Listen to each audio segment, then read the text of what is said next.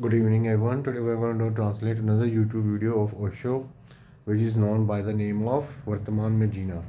So let's see what Osho has to say first. Wait a minute.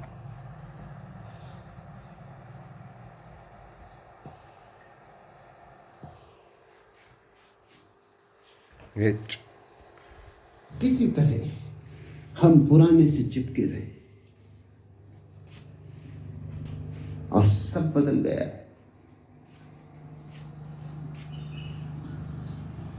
Osho यहाँ पे कह रहे हैं कि हम लोग पुराने से चिपके रहे, मतलब कि हम अपने कल्चर्स, जो भी पुराने कल्चर्स हैं जिनकी अब नीड नहीं है, जो अब सोसाइटी को नुकसान पहुँचा रहे हैं, अभी भी हम उनको क्लिंग करके बैठे हैं।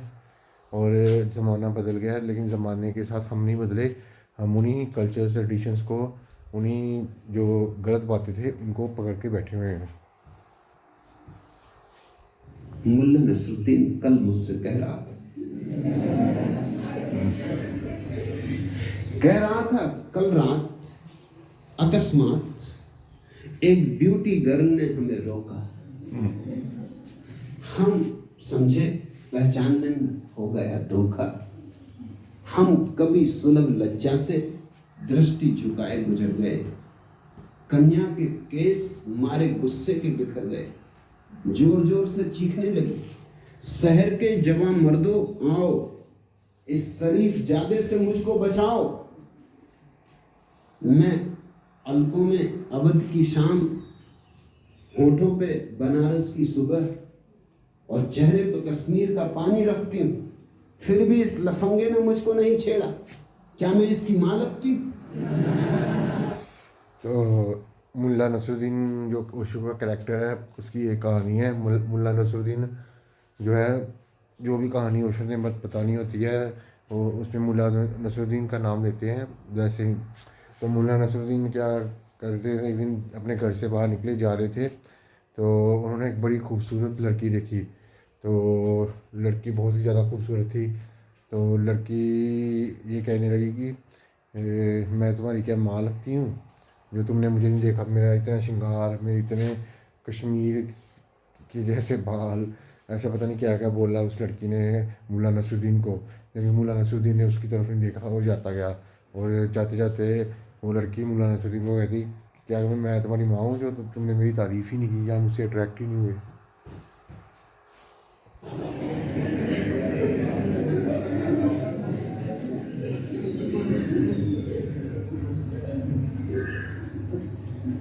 जीवन रोज बदला जाता है, पुराने मूल्य बह जाते पानी, नए मूल्य आ जाते, पुरानी धारणाएं टूट जाती। नए देखो, जो जीवन है ना, वो बदलाव का दूसरा नाम है। जो पुरानी धाराएं हैं, पुराने धर्म के जो भी प्रचार हैं, वो समय के साथ बदल जानी चाहिए। क्योंकि जो जो समय बदलता है तो स्थिति भी बदलती है, लोगों की इकोनॉमिक स्थिति भी बदलती है। उस हिसाब से सारे रिलीजन्स को अपने विचार रखने चाहिए। क्योंकि ऐसे थोड़ी ना होता है कि आप जो आज से 100 साल पहले जो ट्रेडिशंस चल रहे थे वो अब भी वही चलेंगे। नहीं, ऐसा नहीं होता। हमें समय के साथ बदलते रहना चाहिए, क्योंकि change is the way of life. धारणाएं आ जाती। सोच में पड़े हैं सेठ किशोरी रमन, क्योंकि डाकुओं ने उनकी पत्नी का कर लिया अपहरण। अब आया है पत्र उनके पास कि आप 1 किलो सोना गंदे नाले पर रख दीजिए, जो कि हमारे द्वारा स्वयं सहज लिया जाएगा, और यदि आपने ऐसा न किया तो आपकी सेठानी को वापस भेज दिया जाएगा। किशोरीनाथ एक ज्वेलर्स थे, तो उनको, उसकी पत्नी को ना चोर उठा के ले गए। तो चोर उठा के ले गए, वो बोले कि इतना पैसा ना वो गंदे नाले के पास ना रख दो, तो तुम्हारी पत्नी को छोड़ देंगे। नहीं तो अगर तुमने नहीं रखा इतना पैसा तो तुम्हारी पत्नी को तुम्हारे पास वापस भेज देंगे। Okay, wait.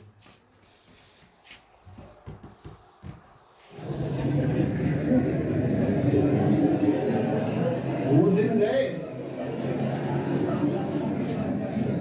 जबकि डाकू कहते थे कि अगर रुपया ना भेजा तो हम पत्नी को छोड़ेंगे नहीं।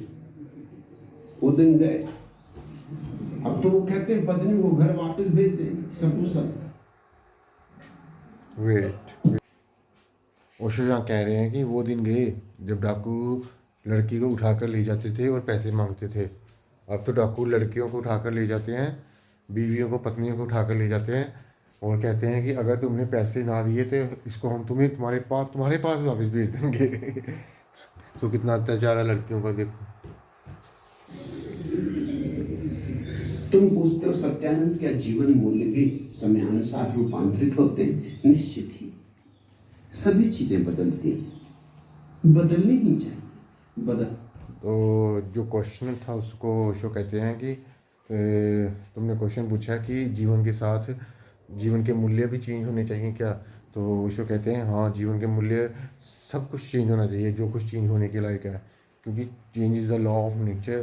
तो समय के साथ सभी धाराएं, जो पुरानी धाराएं थी, ये नहीं करना, ये नहीं पहनना, ऐसे रहो वैसे रहो, तो वो सभी चेंज हो जानी चाहिए समय के मुताबिक। जीवन का क्रम और बदलना शुभ भी है। बदलते हैं इसलिए तो जीवन नया रहता है, ताजा रहता है, प्रफुल्लित रहता है। इस देश में नहीं बदलती, यही हमारी अड़चन। देखो,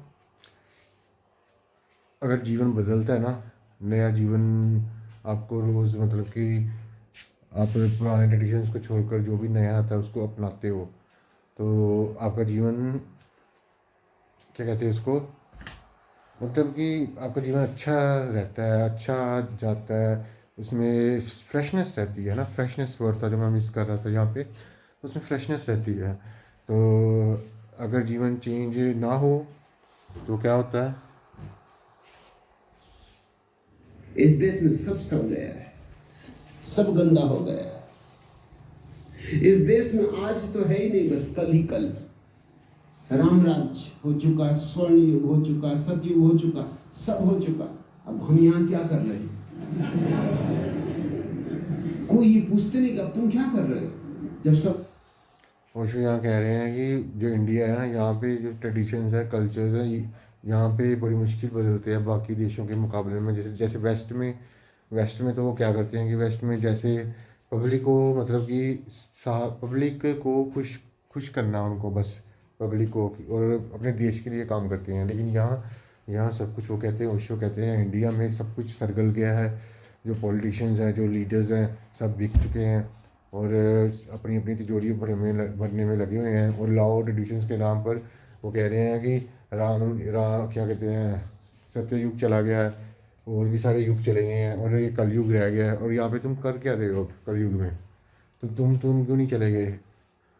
तुम अभी तक यहीं फंसे हुए हो। हो चुका, तब तुम भी हो चुको। अब तुम क्यों नाहक कष्ट उठा रहे हो? अब कुछ होने को तो बचा नहीं। अब तो कलयुग ही कलयुग है, दुर्दिन दुर्दिन। अब तो दुख ही दुख है। अब सार क्या है जीने? ओशो कह रहे हैं अब तो कलयुग चल रहा है, अब तो दुख ही दुख है सतयुग के मुकाबले में। सतयुग में सारे सच्चे लोग थे, लेकिन सतयुग के टाइम पे भी राक्षस होते थे। लेकिन अब कलयुग में तो सारे के सारे राक्षस बन गए हैं। 99% लोग राक्षस हैं यहाँ पे, और जो 1% लोग अच्छे हैं वो उनको भी अच्छाई पे डाउट होने लग पड़ता है, क्योंकि उनको लगता है कि मैं सिर्फ अच्छा हूँ और सारे लोग मेरा फ़ायदा उठा रहे हैं। तो फिर वो भी उस जो राक्षस बनने की ओर चला जाता है। ऐसा हो रहा है इस देश में। दो हिप्पी कैलिफोर्निया के एक रास्ते से गुजर रहे, महाहिप्पी, मील भर तक चलते रहे चुपचाप, अपनी अपनी धुन में मस्त। आखिर एक ने दूसरे से कहा कि बर्दाश्त के बाद, क्या तूने अपने पतलून में पाखाना किया?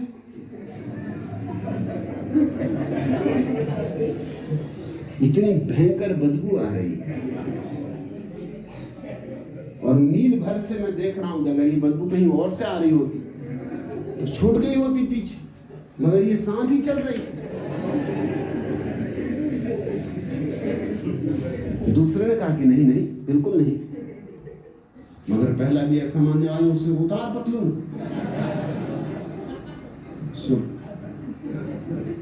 उसके मित्र ने पतलून उतारी। पतलून उतारते ही दूसरा चिल्लाया कि देख मैं क्या कहता, और तू कहता है कि नहीं नहीं, तूने पाखाना किया है, ये क्या रहा? दूसरे ने कहा मैंने समझा भाई तुम पूछ रहे हो आज की।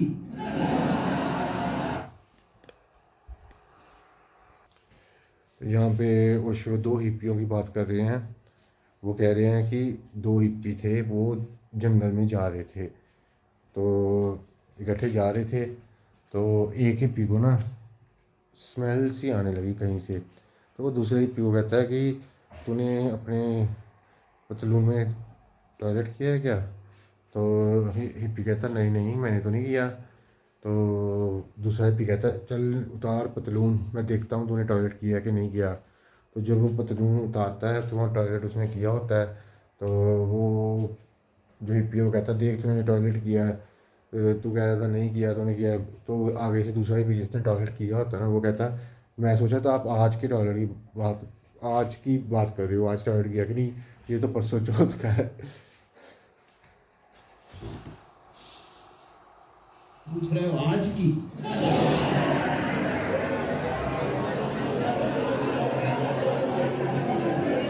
आज नहीं किया।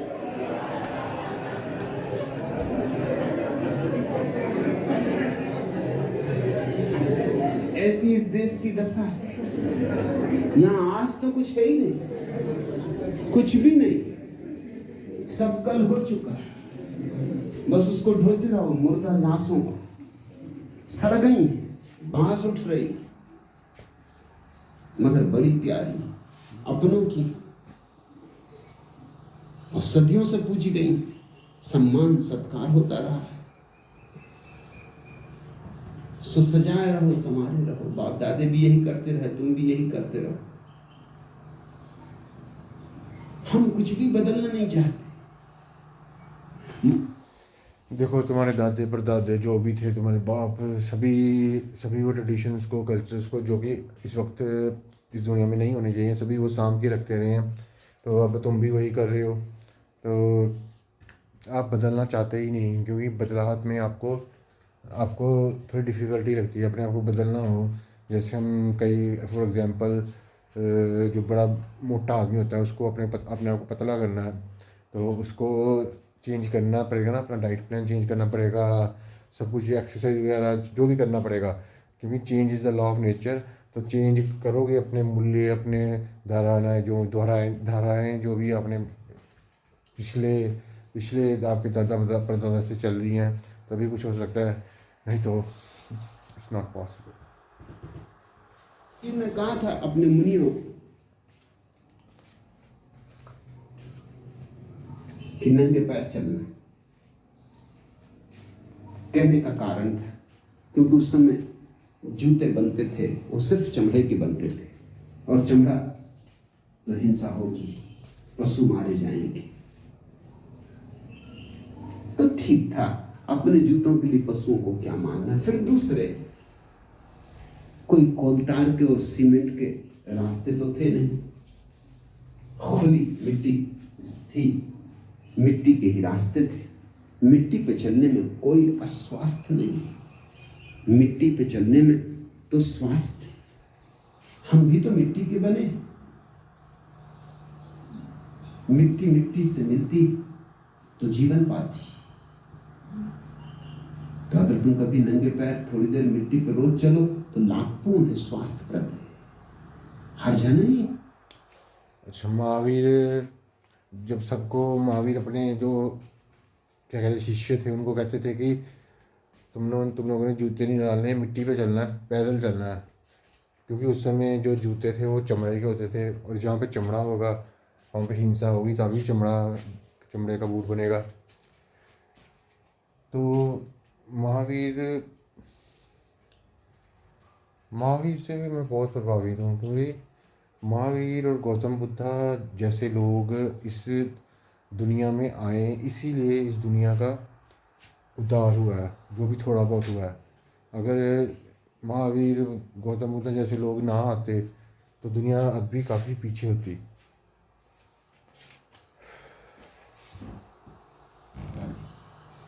मगर अभी जैन मुनि अभी भी चले जा रहे हैं कोलतार की सड़क पर, सीमेंट रोड पर।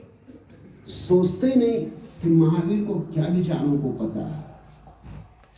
लेकिन जो जैन मुनि है वो अभी भी कोल की सड़कों पर ही पैदल चले जा रहा है। उसको ये नहीं पता कि जिस वक्त महावीर ने कहा था कि मिट्टी पे चलो, क्योंकि मिट्टी से मिट्टी, हमारा शरीर भी तो मिट्टी है, मिट्टी से मिलते मिट्टी मिलेगी तो लाभ ही होगा। तो वो अब कोल की सड़कें बन गई हैं, वो उन पर भी पैदल ही चल रहे हैं। मतलब ये अंधविश्वास की तरह, जैसे महावीर ने बोल दिया, ये थोड़ा भी लॉजिक नहीं लगा पा रहे और सोच रहे हैं कि हम धर्म की तरफ जा रहे हैं।